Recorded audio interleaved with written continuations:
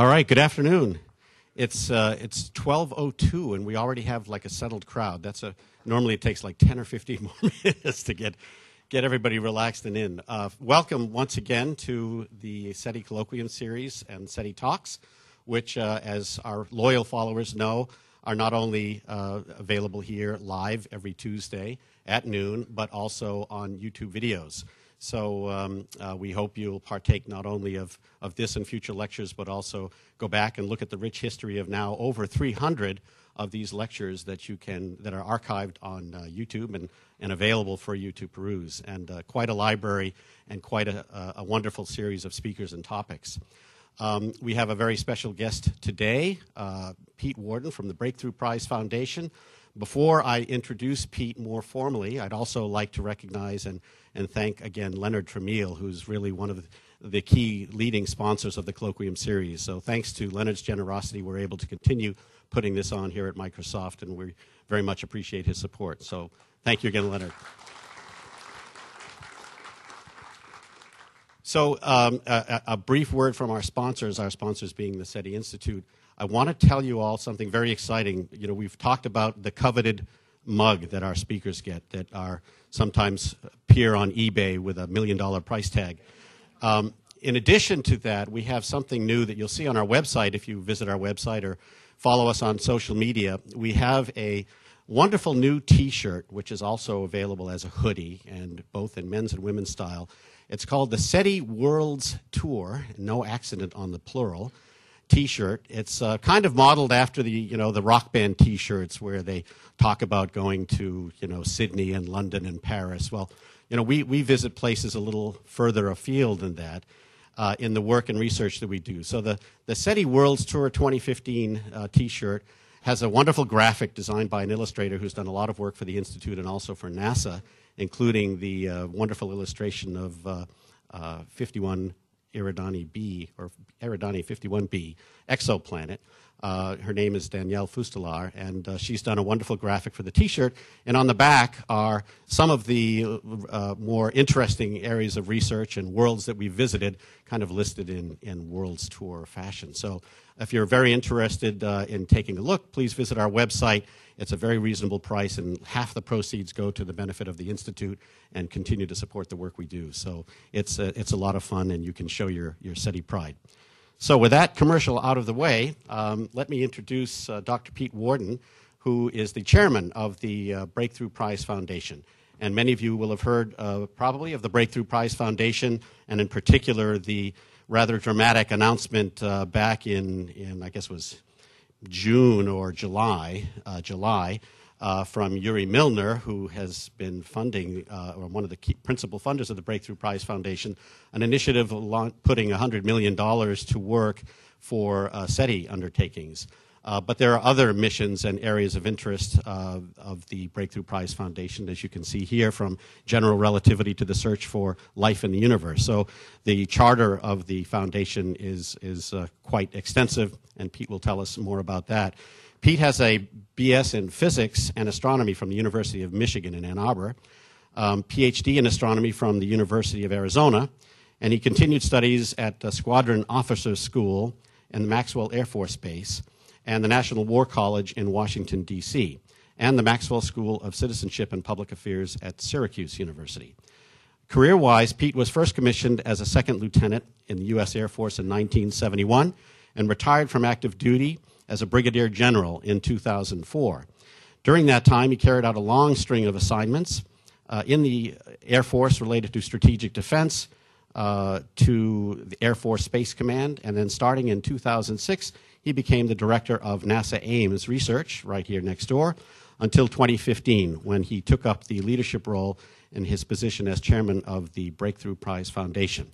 So without further ado, I'd like to turn the podium over to Pete. We look forward to a very engaging and interesting talk.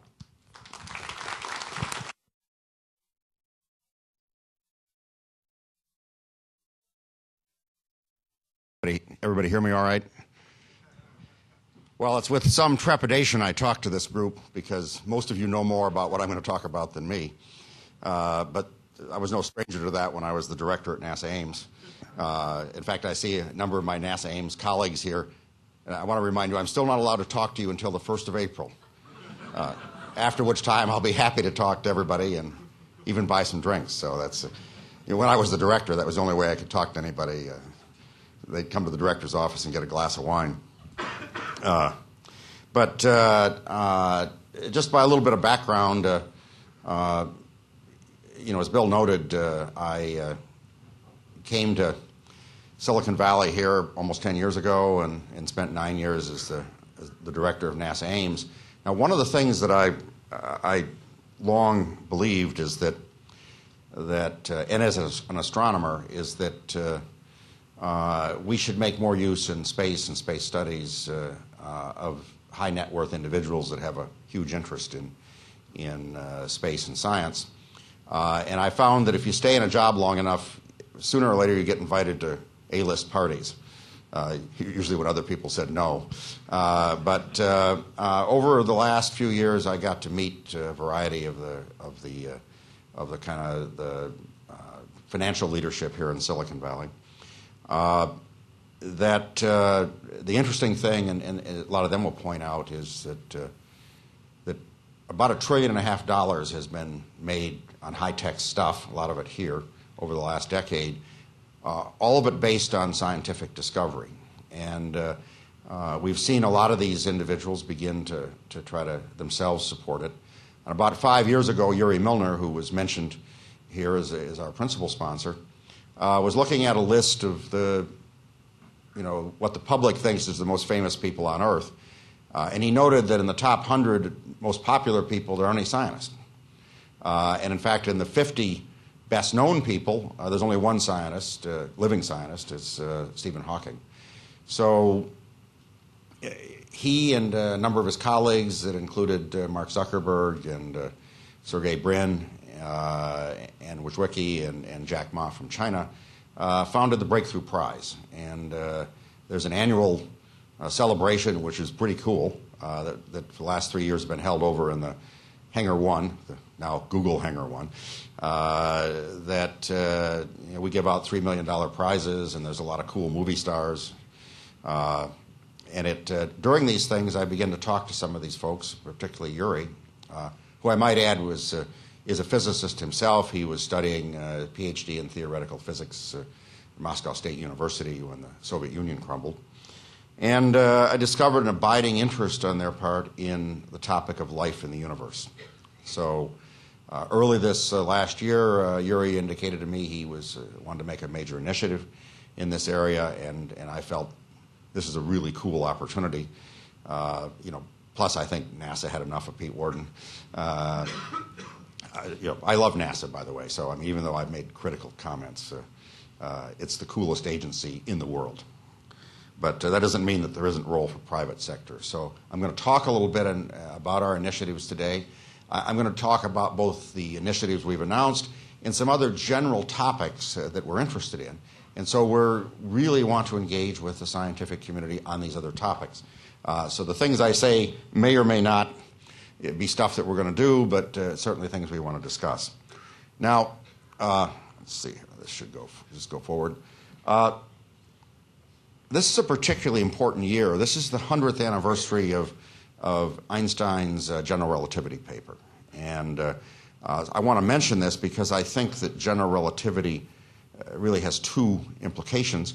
First, I really see a parallel in terms of scientific excitement and interest between fundamental physics that we studied in the 20th century and the question of life in the universe. And second, I think there's some joint applications of the two technologies. So, it's really a good year to do cool stuff. Now, this is the most general form of the general relativity field equations.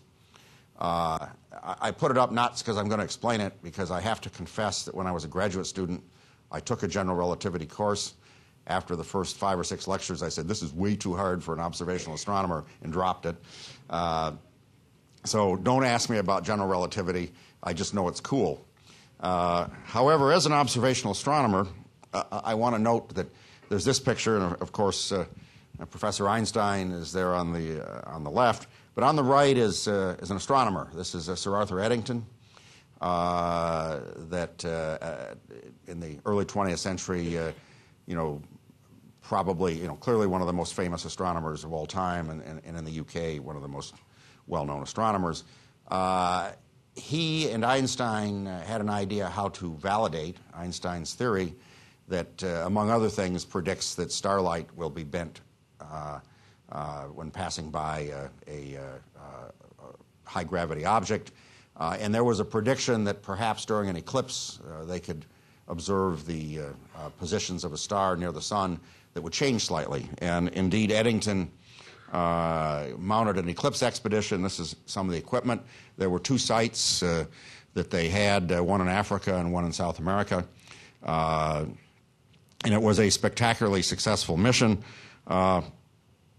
This is one of the original images that shows the position change of a star. Now, I will say that this is a highly controversial observation at the time. A lot of people didn't believe it, and it was later validated that this was indeed a valid observation. But I put this up here for a couple reasons, because it's this effect, I think, that may have a significant impact on our ability to study the question of life in the universe, and I'll save that for the end of the talk. Now, the other cool thing about Eddington is he was a bit of a poet. Now, there's also some controversy when and where he wrote this, but this is a really cool poem which he wrote about his observations. I'm not going to put any of my poetry up because some of it might be naughty, and none of it's any good. But at any rate, it's I think this sort of is a good introduction to the general topic. Now, those that work at Ames and at the SETI Institute, and probably a lot of the rest of you are aware that one of the most exciting areas of study and that is in all fields has been astrobiology. Astrobiology, just to remind everybody, has three fundamental questions. Really simple questions like, how did life begin? Haven't the slightest idea. Where else is there life? Don't know, but we're looking. Both inside the solar system, of course, much of NASA and its fellow space agencies around the world are looking at Mars, and now there's excitement about Europa. My personal favorite is Enceladus. Outside the solar system, obviously, is a key area, and I'm going to talk a little bit about that. One of the key questions, of course, is there intelligent life anywhere else? And the SETI Institute has spent several decades on that and has really laid the basis of a rigorous scientific effort. So we'll talk a little bit about that. But I think one of the key questions that not much has been done on is what is the future of life in the universe? And I like to think that a lot of the human exploration and settlement programs are related to that. But one of my pet areas, and what I'm going to talk about, and one of the reasons that I'm working with the Breakthrough Prize Foundation is I think it's time to start considering interstellar questions in the full range of issues about, is there life? Are there places that are interesting to us, and can we think about going there? Now, what really kind of brought this to the fore was the Kepler mission, and it was my great privilege to lead NASA Ames as one of the two centers that made this mission happen. I personally believe it might have been some of the best spent money in science for at least a century, and I know I see a number of the Kepler people here. Like Natalie, congratulations, this is really cool. And I'll probably get this wrong when I talk about what it did, so correct me gently, please. But for those of you that are not familiar with Kepler, it's about a meter-class telescope that stares at a region of the sky. I understand it's about, if you put your fist out at fist length, that's about the region of the sky. Over 100,000 stars, mostly solar type, were chosen to be observed for 4 years. Typically, each star is observed every half hour with the light level. What we had hoped to see was evidence of transiting planets, particularly the objective to find if there are transiting planets in the habitable zone, and I'll get a little bit more on that. Now this was, and I took credit for this, although I had nothing to do with it, is that this was probably one of the best designed instruments ever. It was designed to last 4 years. It lasted exactly 4 years and 1 day, so it was not over-designed. The thing that failed eventually was there were 4 reaction wheels, and at 4 years and 1 day, the second one of those had failed, and with the first one had failed fairly early in the mission. So it was no longer able to observe the field of sky that had been chosen. But we had a couple sad wakes over at Ames, and then some very clever people in the team figured out that there was a new way to use it, where we could use solar radiation pressure to stabilize it in a third dimension with the other 2 reaction wheels. And this is significant. I'm going to allude to a few radiation pressure ideas near the end of my talk. But it now has the K2 mission, which is spectacularly successful as well. It is able to study different regions of the sky, particularly look at some of the later type stars, and I guess it's found already something like 100 potential planets. So pretty exciting stuff. Now, of course, its primary objective was to find planets in the habitable zone. The first one that it found was Kepler 22. This was an object about twice the radius of the Earth, and I gather that from other data that we got a mass of this that indicates this may be a water world, which is kind of something we didn't know about, and pretty exciting stuff. Now, I will tell you that early on in the mission, somebody showed me a chart with the habitable zone, and where they were detecting things, and they had the Earth on it, but the Earth was outside the habitable zone. And said we probably need to fix that chart, and I guess they'd forgotten about greenhouse effect or something. But at any rate, this has been a very successful mission. The Kepler 62 was, I believe, one of the earliest detections of a terrestrial-sized planet in the habitable zone. This is orbiting a red dwarf star, something roughly 1/10, 2/10 the radius of the Sun, with an effective temperature about 3,000 Kelvin. There is an argument, by the way, I won't get into it, whether or not habitability means that life-bearing, because there are theoretical reasons to believe the planet would be phase-locked to the star, so always facing one face, although there are other reasons to believe that the atmosphere would circulate. So this is a very interesting question of whether these cool stars could have life. Although I want to tell you, I see this picture behind me of a binary star with a planet around it. I have to remind everybody, I went to graduate school a long time ago, before probably a lot of you were born, in the 1970s. And I took a course that, not the general relativity course that I dropped, but a binary star course. And one of the things they taught us was if you looked at the planetary formation models that existed then, that they swore up and down you could not form a planet in a binary star system. Well, the universe didn't read that paper. And we have found that there are numerous planets in binary star systems, both orbiting each component as well as orbiting the common center of mass. So this is one of the really exciting discoveries that tells us that probably most stars in the galaxy have planetary systems. Very interesting result. So I'm not sure I believe that you can't have life on a planet orbiting an M dwarf star. There has now been detected at least one, and I think there are a couple others in the works, of a rocky planet in the habitable zone orbiting a solar-type star.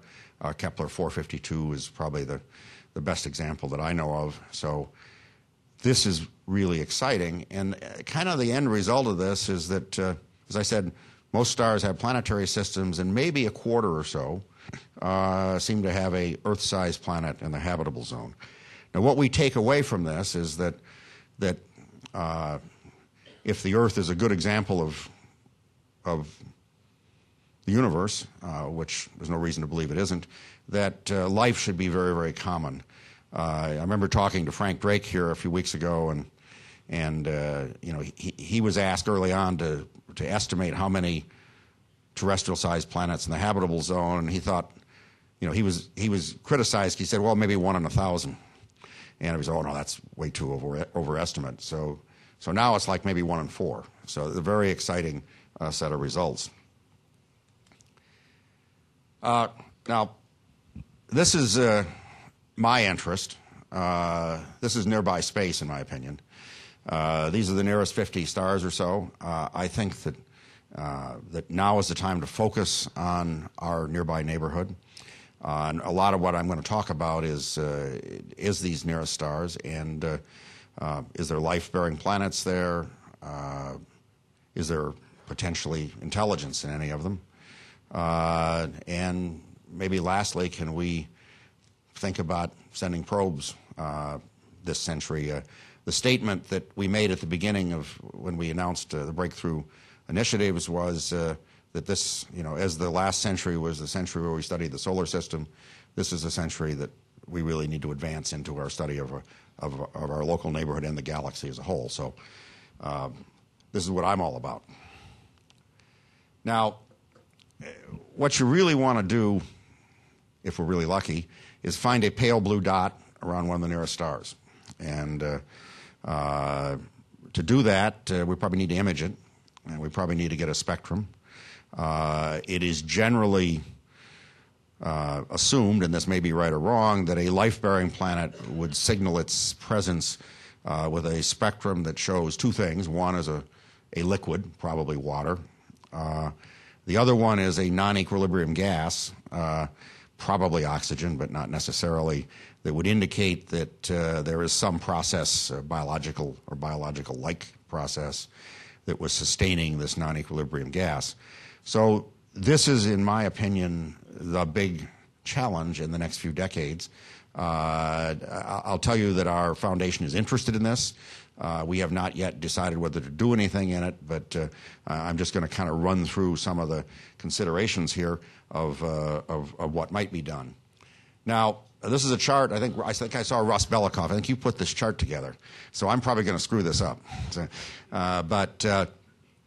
this is, I find, a very interesting chart that sort of plots the separation angle that you would expect a habitable zone planet from the contrast, depending on the spectral type, the effective temperature. And what's really interesting, of course, in the upper right is the planets that we have detected to date, which are mostly giant planets around giant stars that using ground-based techniques. But what's exciting to me is sort of the outliers that you see kind of in the middle of the chart there. And let me start with down here. If this never give a military guy a laser weapon. But Alpha Centauri A and B. And the interesting thing that if these stars have a Earth-sized planet in the habitable zone, that potentially a small satellite could detect them. The other thing that's interesting is over here. These are the nearest red dwarf stars. If you look at these, the extremely large telescopes now under development, that from the ground, those stars, they have a much higher contrast, but they're much closer in, so you need a 20, 30 meter telescope. Those are potentially things that we can do. So I'm kind of interested in, is there things that can be done near term? Now, also we'll note that this is of great interest to everybody, that in the 2020s, NASA and the European Space Agency are planning a series of missions that might begin to access some of the other nearest stars. Of course, in the 2030s, we're looking at a number of proposals for very large instruments, space-based instruments in the kind of 10-meter class. So the point is that we're starting to see the ability of humanity to begin to study some of this. So I find this chart one of the most important charts, and we've used it a lot to talk to people about it.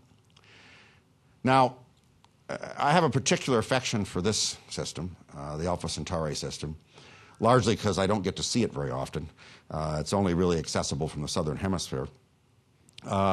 But it's sort of statistically unlikely, by the way, that the nearest star system to the sun would have G and K dwarfs in it. In this case, there are two of them, Alpha Centauri A and B. They have about a 70-year orbit around one another. They're elliptical orbit, but calculations that have been done over the last few decades suggest that both of them could have a stable planet for billions of years in the habitable zone.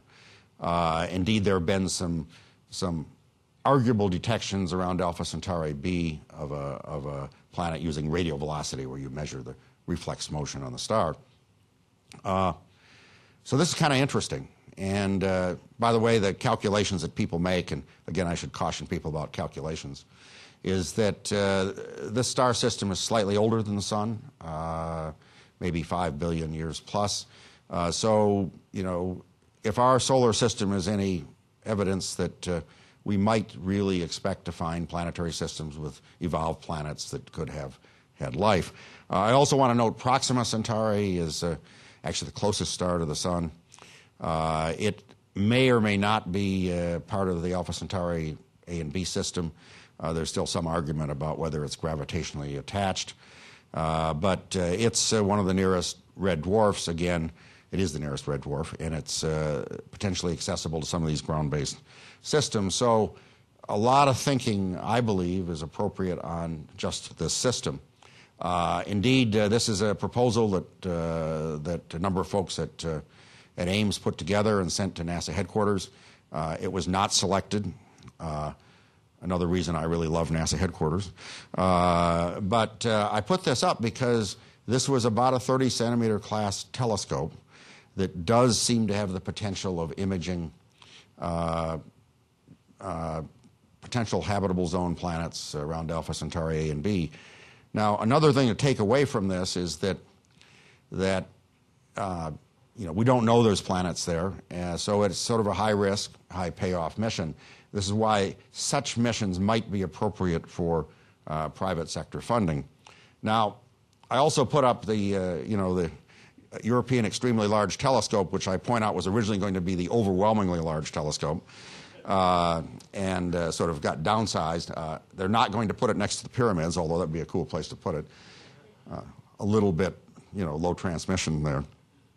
But there are 3 of these instruments now under construction, or maybe 2, depending on the outcome of the battle between the astronomers and the Hawaiian gods.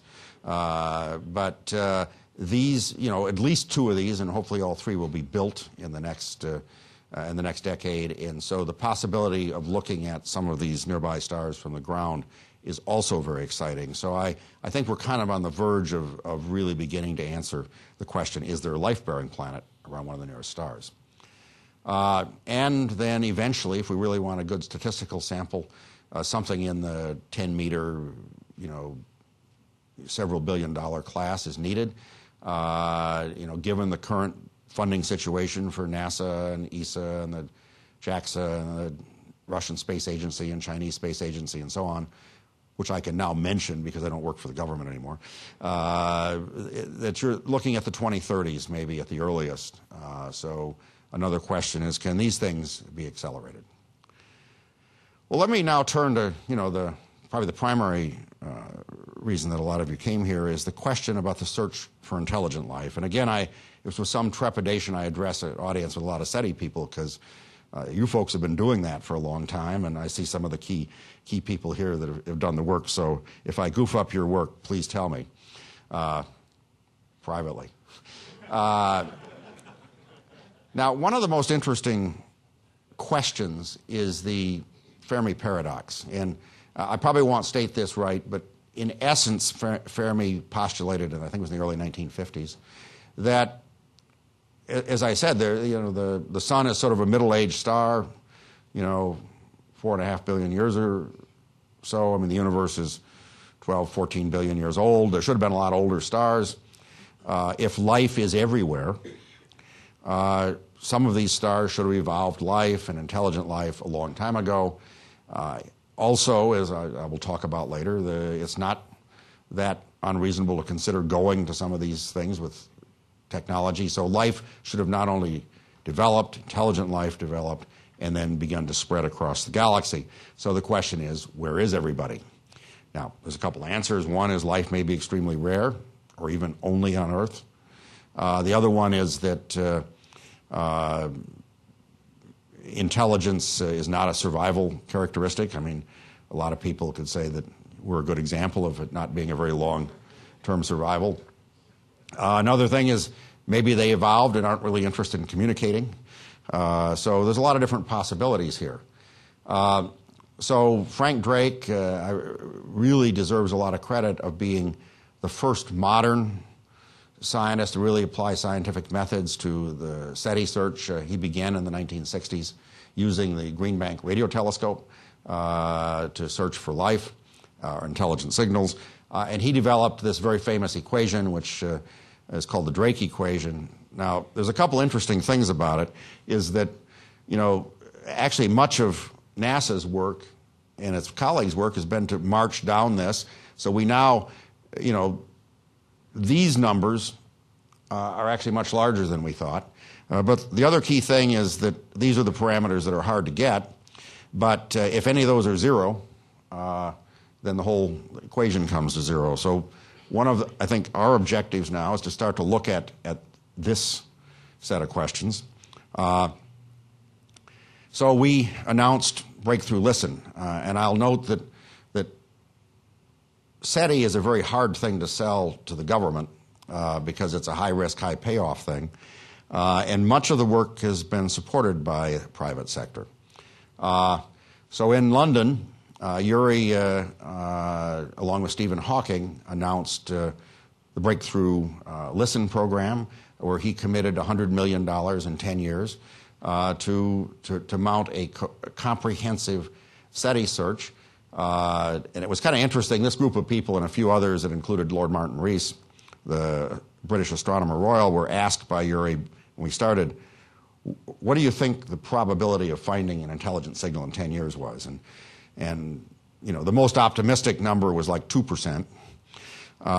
Yuri's personal estimate was 10 to the minus fifth. So maybe 1% was the median or the median estimate. And so I got to thinking, I worked for the government for a long time. If I'd have gone to the U.S. government or any government and said, look, I'd like $100 million, and they asked me, what do you think the probability of success is? And I said, 1%. Doubtful I would have been funded. Indeed, this was the problem with, NASA tried to do a comprehensive SETI program in the 80s and 90s, and there were members of Congress that were skeptical, and indeed it was finally shut down in the early 90s.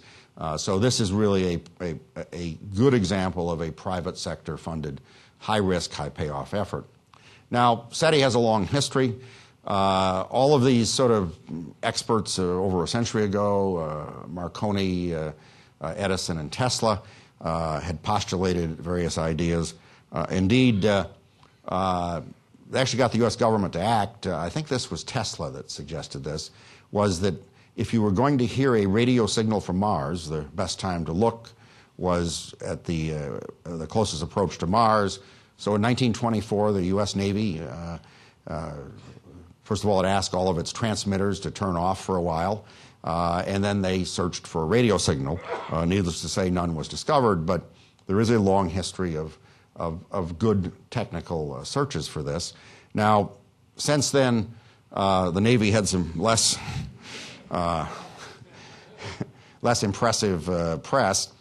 So for a long time, a lot of the SETI work was really regarded a bit as sort of, fringe science.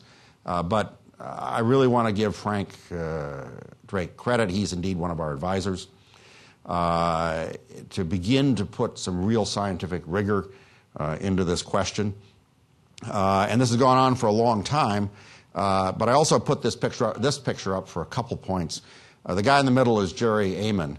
There was a program running for a couple decades at The Ohio State University where they had something they called the Big Ear, which wasn't all that big. I think it was like a 5 by 10 meter radio telescope. And Amon was a unpaid volunteer. But the one signal that was detected with that, this is Amon wrote "wow" on it. This is probably interference, probably from a satellite, but it's still, there's a lot of people that think that it is the best bet for a real radio signal. Unfortunately, that telescope was sold by the Ohio State University so that somebody could build a golf course. So, so much for the priorities. But the interesting thing is there's been a number of studies, but most of them have been very limited in the frequency space or the area of the sky they have studied. So when people say that we haven't detected anything, it's really that we haven't. We've just begun to look, and in fact, I sort of like, and I see Jill here, so so I put your picture up, and she made a statement a few years ago that what we've done to date is kind of like if you were looking for fish in the ocean and you dipped a glass of water, and if you didn't see any fish, you sort of went away and said there aren't any fish there, and what Jill's proposed is we at least mount a trawler. So this is what we're going to do, and this is what the $100 million is for. We've begun with a couple radio telescopes. This is the Green Bank 100-meter. It began observations for us about a week ago. It's I think the largest steered antenna, radio astronomy antenna in the world. We've got about 20% of the time on it. It turns out that a lot of these really neat scientific instruments are beginning to have uncovered funding because it's a zero-sum game for people like the National Science Foundation as they look at new instruments like the ALMA array. A lot of these older things that are still state-of-the-art are in threat of closing. So we were able to get a bargain deal on this for a few $1 million a year, and we've committed for 10 years on Green Bank, and I think people are pretty excited about it. This is the largest steered antenna in the southern hemisphere. This is the Parkes radio antenna. I think it's a 63-meter diameter. By the way, it was featured in a really neat film called The Dish. If you've never seen it, it's a really cute film. It was about the Apollo 11 data, and it's quintessentially Australian. Including one scene where they play cricket in The Dish. But we'll start observations of that later this year. And as a lot of people here have talked about optical SETI, indeed, as our technology matures, we're seeing us use optical radiation, lasers in particular, a lot more avidly. This is the 2.4-meter automated planet finder at Lick Observatory that is that looking for radio velocity data, but it also is capable of detecting laser signals. So we're going to be using this. We started using this a couple weeks ago, so we're committed to about 15% of the time on this instrument as well. Now, this is Arecibo. To kind of preempt discussions, we are looking at other radio telescopes. Arecibo has got a lot of funding challenges. We're in discussions with Arecibo and others. This is the Chinese 500-meter, which will be the largest radio telescope when it's completed here in the next year or two. We've begun discussions with the Chinese if we could potentially use it as well. A lot of interest there. I know one of the questions the SETI Institute has is the Allen Telescope Array. We are also looking at the Allen Telescope Array as a potential addition, which is already doing some very impressive SETI work. And this is the Square Kilometer Array. It's sort of an artist's conception of what it'll eventually look like. The first, half dozen or so dishes are real. The rest are painted in. So we've also proposed discussions with the Square Kilometer Array, and we're going to look at others as well. Indeed, we're planning on an annual conference that where we would look at how we can expand our search across various spectral regions. Now, one of the questions is, would you expect to see a signal? And so here's Arecibo. Imagine somebody had an Arecibo near the center of the galaxy. And by the way, Arecibo has a 1 megawatt transmitter. Could we hear that? And, it's not very far away. The two-way conversation would take a while because it's something like, 20,000 light years or so. So, you have a lot of time to think about your response.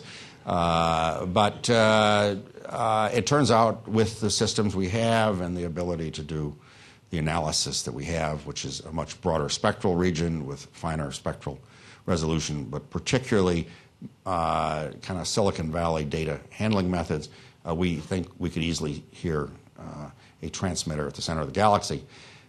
Now, what about other galaxies? This is the Andromeda galaxy there in the distance, also pretty nearby. You know, supposing you had an Arecibo in both places, could you hear them? Well, not with a megawatt transmitter, but this is the Three Rivers Dam in China, one of the largest hydroelectric dams. I think it's something just short of a gigawatt of power. So supposing they had a couple of these powering their transmitter in the Andromeda galaxy, we believe we could hear those. Now, this is you even have more time to think about your response because it's a couple million light years. But within technologies we understand, I think the point is we could hear transmitters that were aimed at us. Now, with the current capabilities, one day of breakthrough listen, we calculated at least is sort of comparable to a year of previous searches. So our technology is moving up the ability to do broader searches. Very interesting possibility here. The other thing is, for the first time, we have enough sensitivity and time and processing capability that we could hear leakage.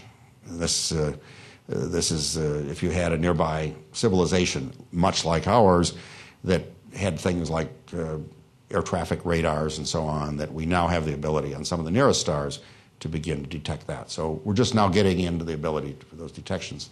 So we're planning on doing some observation of the nearest million stars, the galactic center, which is the highest density of stars, and the galactic plane, as well as the 100 nearest galaxies. And I put this chart up that shows that, you know, could we detect some of these things? And again, as I showed, with fairly short observation periods, you know, a few minutes to a few hours, we can detect signals like an Arecibo transmitting across the galaxy, and of course higher powers if you were needed for further away. The other thing we're committed to is making all of our data available, or as much as we can. This is harder than we thought, by the way.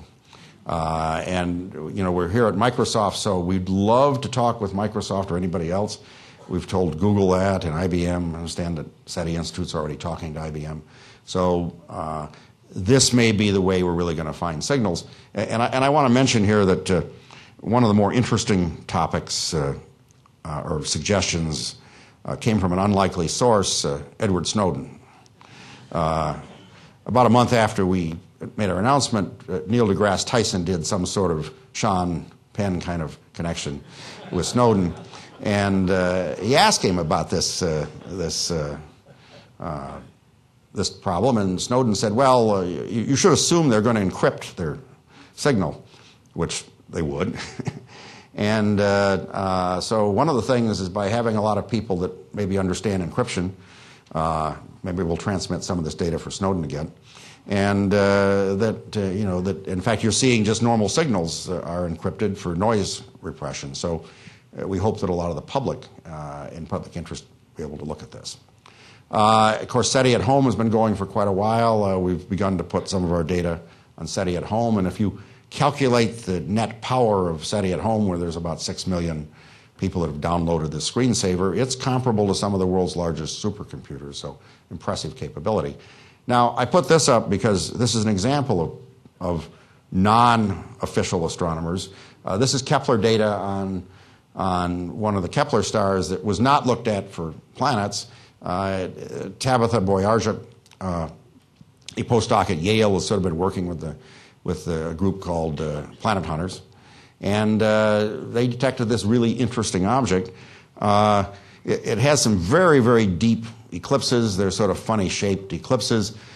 They seem to be every 700 days or so. This is an F main sequence star. By the way, if you calculated where the habitable zone, it's about 700-day orbit, and these seem to happen every 700 days.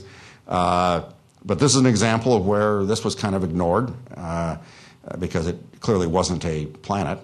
but it was looked at. Now, there's been a couple explanations of what this is. Obviously, the most likely is a bunch of debris, although this seems to be a fairly old star system, so you might not expect to see that much debris or comets, although it has been suggested that this could be an alien artifact. So unlikely, but interesting. In fact, one of the things we'd like to do is look for evidence of artifacts. Maybe there was civilizations there millions of years ago, and they're gone. We also said, well, what if we hear a signal? People are going to want to talk back, maybe. So we mounted breakthrough message. The first attempt to communicate directly was Frank Drake and Carl Sagan. Put this message together. It was broadcast to a globular cluster, I think about 14,000 light years away, so we have a while before we get a response. But there was also the golden record that Frank Drake, Carl Sagan, Andrewian, and a few others put together that's on the Voyager spacecraft. So this is also an attempt to communicate. I want to note that this is a controversial issue. In fact, Stephen Hawking was very much opposed to this. And so what we've said is, okay, we're going to do an initiative that says, what if we find a signal? What would we say to the aliens? But I want to emphasize we are absolutely committed to not sending anything at this point. But we'd like an international competition. We'll be announcing soon the rules for this. $1 million in prizes, which is a reason to think about what you might say. And again, there is not only no commitment to send messages, but we've made it quite clear we're not going to send anything. But this is an important thing to really think about in terms of getting the public involved, is what would you say? So you'll hear an announcement to this soon. Now let me briefly close here with a kind of a discussion of interstellar flight. Obviously hard. The most distant object that humanity has produced are the Voyager probes, which are like 130 astronomical units out. So they're not going to get to the nearby star until about, or even the distance to the nearby star until about 70,000 years. So we obviously have to figure out how to go faster. This is an interesting problem, and we've begun to kind of look at what might be there. There was a proposal here in the 1970s to use all the world's nuclear weapons to send an interstellar spaceship. It was propelled by detonating the nuclear weapons. Actually, it's kind of cool. I'm a former military guy. But a little bit unfeasible. You see this as a fairly large device. But this was the first, I think, credible, semi-credible, effort to look at this problem. But recently there's been a lot of other efforts, and this is where I'm kind of getting back to Einstein. This is a proposal a few years ago that was led by Lou Friedman, a former head of the Planetary Society and JPL astrophysicist, that said you could start to get maybe 50 to 100 kilometers a second delta V, whereas the Voyager probes are about 15 kilometers a second. That begins to think about maybe leaving the solar system a little faster. It does a close approach of the sun, actually two of them, but you get pretty good acceleration there. But this is what I find really fascinating. And there was a study last year done by the Keck Institute and one of their KISS studies that said if you can get to 550 astronomical units, and they proposed using a SLS, which doesn't exist yet, but they could get, I think, 70 or 80 kilometers a second, that the sun actually acts as a gravitational lens. Now, it's not a point focus, it's a line focus. But they showed in principle you could end up getting images sort of like this. It's a hard job, but getting to 550 astronomical units might be a lot easier than getting to a few 100,000. So this is a topic that I think you'll hear a lot more discussion about, and we have some strong interest in it. Now, just to kind of show what the problem is of getting to these locations, this is the rocket equation. You kind of want the exhaust velocity to be comparable to the velocity you ultimately want. So you have to start looking at how to do that. Let's see. There's easier ways, like radioactive fuel, and radioactive decay gives you a lot of energy. And in principle, you can use radioactive decay to maybe get hundreds of kilometers a second. Of course, minor problem of having many kilograms of highly radioactive stuff. Every time we try to launch some of this, there's a lot of people that aren't very happy about it. But it works. External energy transfer, like solar sails or laser-driven systems, actually look quite interesting. They're just now beginning to be demonstrated. This potentially has the ability to get, if you have a big enough laser, like a few gigawatts, you can get reasonable sized payloads of a few kilograms, maybe to approaching 1/10 the speed of light. Fusion, of course, has long been looked at. The Daedalus probe I showed was a fusion system, but there's the minor problem that fusion is the energy of the future and always has been, always will be. And we're always just 3 years away from the break even, but I put it up there, and notice I'm kind of down to harder. There are a lot of innovative ideas. I won't go into a lot of those. And there's the ultimate fuel. If you could make antimatter, we make it in a few atoms at a time. There's a minor problem with storing it. It's single point stable. But I list these because I think now is the time to begin to look at some of these and may even do something. So I challenge people to start thinking about this problem. Now, just to close here, this is a picture that's Yuri Milner and Stephen Hawking. This is a really great initiative. We hope to do a lot more in this question of life in the universe. And I sort of liked Stephen's quote, that why are we doing this? Because we are human. So let me close there. I think we got time maybe for a few quick questions.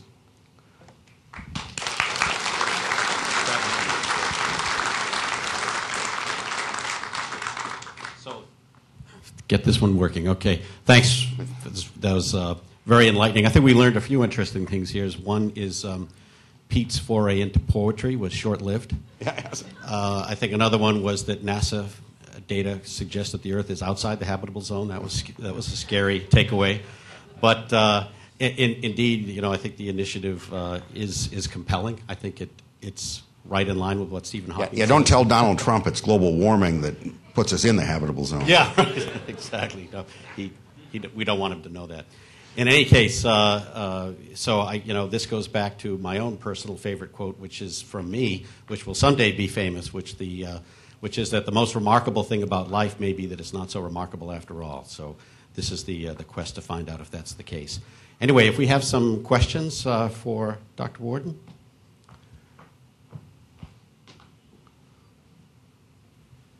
So you've outlined a whole lot of things, like a shotgun approach to this problem. How do you prioritize? Well, I think that, what we're obviously interested in is high-risk, high-payoff things that governments aren't going to fund. So that's why we started with SETI, because it's not being funded.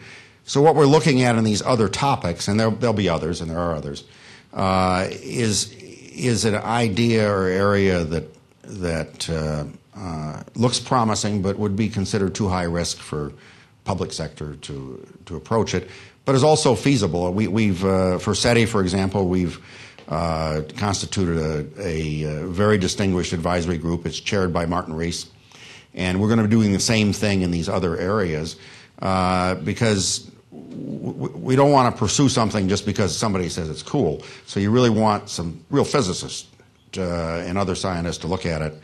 So that's the approach we'll take. So, right now with the initiatives we've made are the two, and like I said, we're considering other ones related to life in the universe.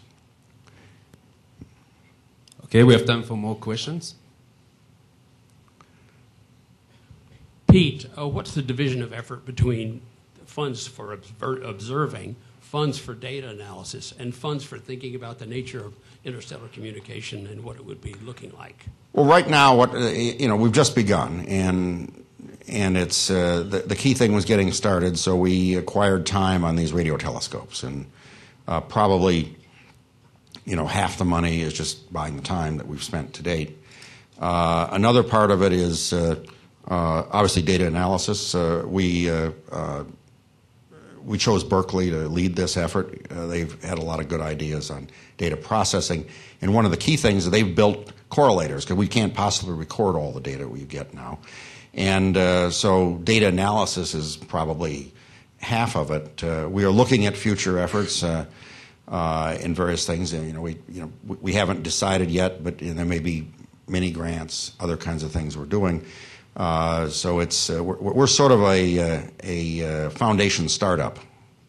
So it's we started with kind of what we could do and looking at what else to do.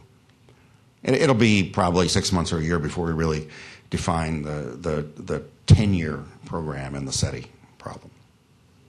Yeah. Can you talk a little bit about technologies and those technologies that you think are attractive for solving this problem that might not get public support that you'd be willing to consider? Well, obviously, the first one is different spectral regions. And, one of the things we like to do is leverage existing instrumentation. So if we could apply a little bit of money to observe let me use the Amon telescope, for example. I mean, that's a short wavelength, it's sort of somewhere between infrared and radio.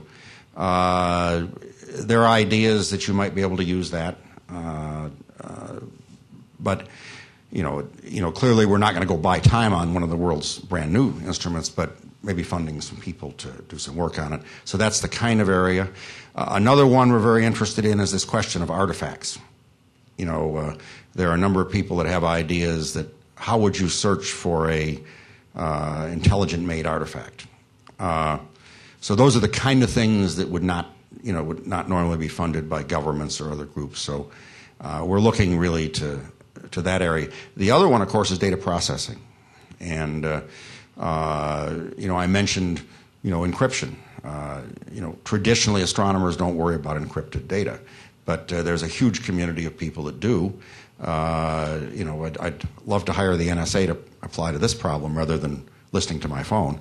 But frankly, there's a lot of effort, particularly in Silicon Valley. So those are kind of the areas we're looking at. Different spectral regions and getting time on the large telescopes. Artifacts is obviously another one.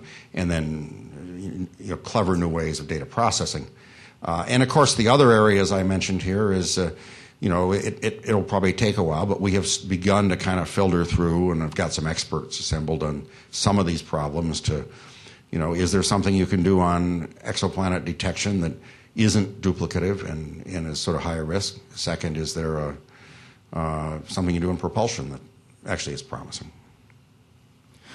Yeah. I love the idea of getting the public involved. What's the thinking of getting that broader audience, spinning up the flywheel to get broader support? Well, money helps, and I noted the message effort that $1 million is probably something that most people are interested in, and so we need to figure out the rules of that. I might add that the Breakthrough Prize itself is an effort to get the public excited. We kind of want to make movie stars out of scientists, and we added a new prize this last year, a Junior Breakthrough Prize.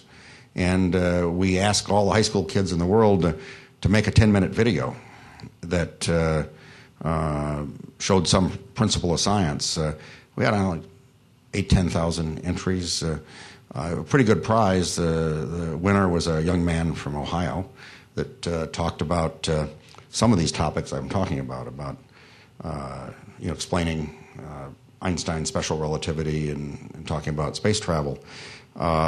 He got a $250,000 scholarship. His teacher got a $50,000 check. So if you're a teacher, inspire your kids to apply for these things. The school got $100,000 to build a science lab. So it turned out this was a relatively lower income region, and I mean he did say that he wouldn't have been able to go to college if it wasn't for this. So we're really looking globally. So those kind of things, prizes are quite interesting, particularly ones that are in the public. He got to come to our big prize ceremony and stand next to Christina Aguilera, which I sure would have given a lot. So pretty cool. Yeah, how do you define artifact? Is this a radio thing or physical? Well, that's a good question. I mean, the thinking on an artifact is it kind of goes back to people like Freeman Dyson, who talked about a Dyson sphere. You know, Kardashev. By the way, Kardashev's one of our advisors, and that proposed that there's levels of civilization. You know, where there's kind of a Type 1 civilization that uses a significant percentage of the energy that falls on the planet. We're kind of sub-Type 1. Type 2 are ones that use a good percentage of the energy from the star.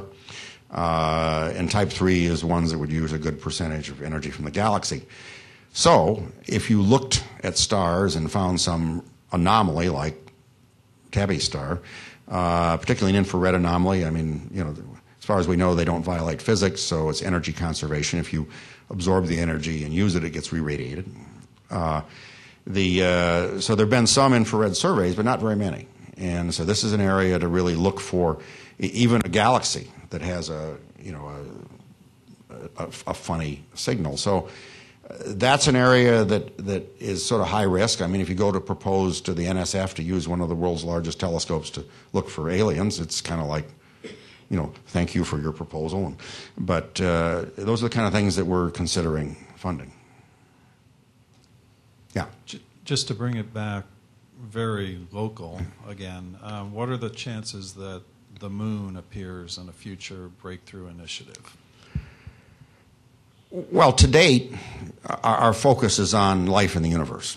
I will say that this is a personal interest, is that, you know, you'll see on my early chart was what's the future of humanity. I'm personally very interested in the expansion of our life. You know, in fact, particularly if we don't find any evidence of life elsewhere, it makes it philosophically even more important.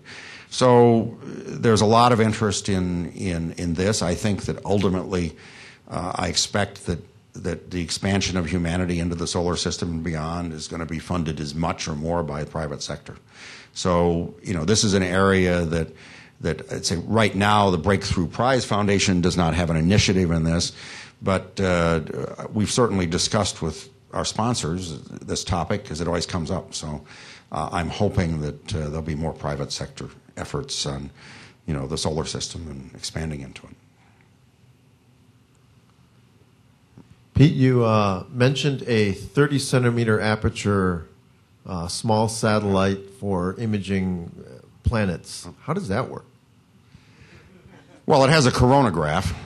In fact, you could probably talk to Russ Belikoff there, who was the PI on that program.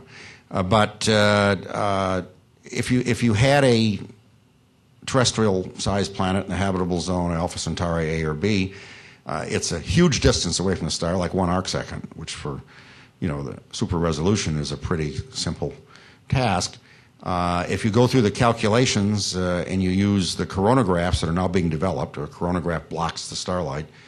In fact, Russ in his laboratory has demonstrated, you know, in excess of 10 to the minus 8th contrast. That's enough to, if there is a planet there that's Earth-sized, then no, it's this internal coronagraph, and it's sort of interesting. The technology is mature, and this could be done with, you know, kind of technology that's used in the small sat community today. You know, I don't know what it's going to cost, but, you know, we have some estimates done privately, a lot less than done publicly. So that's a topic of great interest that I think can be done in the next 3 to 5 years. And so that's certainly a topic that we are interested in and are considering. But, you know, to date, we're really trying to figure out, you know, what's the best way to go? Is there things we can do to leverage existing areas? Do we want to do this? Do we need to? So those decisions haven't been made yet. But yes, you can talk to Russ. He can tell you a lot about it. I can't talk to Russ, but you can. It's been over a year since you retired from NASA, so. Okay, so before we close the floor, so I saw your office in the famous movie Disaster Playground, and I noticed that you have a lot of small artifacts and fun stuff to play with. So as a token and appreciation for your talk, you're going to get also a wonderful mug from the SETI Institute, a memory of your talk here. Thank you very much. Thanks.